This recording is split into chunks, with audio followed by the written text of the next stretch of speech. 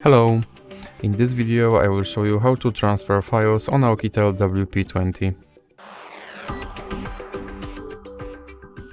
So you have to start with opening your Files application, and now we have to open some files.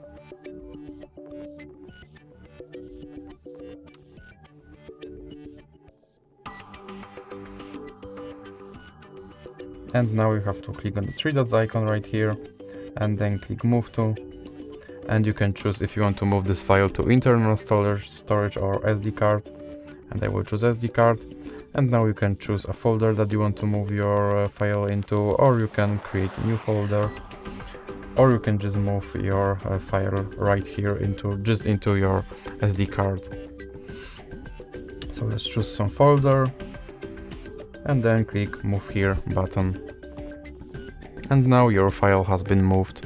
So that's it for this video. If you liked it, please remember to leave a like and subscribe.